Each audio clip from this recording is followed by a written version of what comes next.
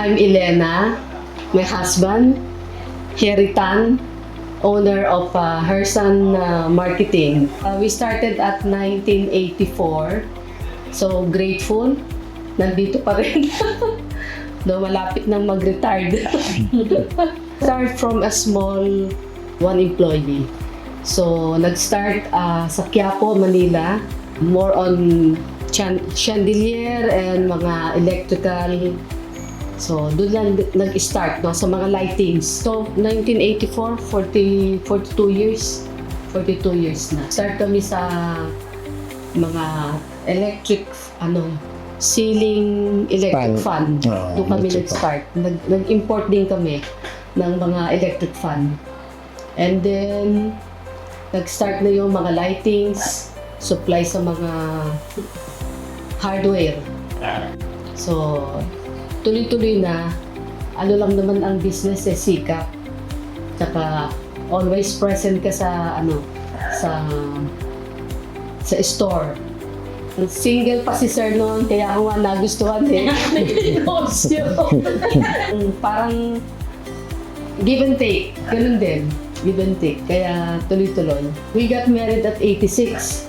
Kaya talagang may negosyo na kumbaga stable. Hindi, nag-start kami dyan. Nag-install kami mga chandelier. Then yung huli, nag-supply na kami sa SM. Mga iba-ibang produkto sinusupply namin sa SM. Oo. More on hardware, tapos mga contractor, meron na rin. At naman talaga may challenge yan Kasi iba-iba rin ang ugali ng customer. So, 2002, nag-start yung Royo Electrical. Doon na kami nag-start. So, tuloy-tuloy na. So, naramdaman din namin yung movement na so, okay na. Nakakadagdag sa aming pagkain araw-araw. Kasi yan din ang kinabit namin sa bahay namin sa probinsya. Yan din ang kinakabit namin, Royo. Okay naman.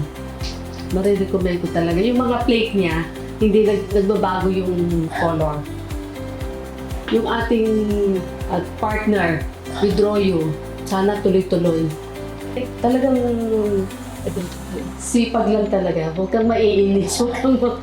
Dumarating lang talaga minsan yung challenge. So, tuloy-tuloy.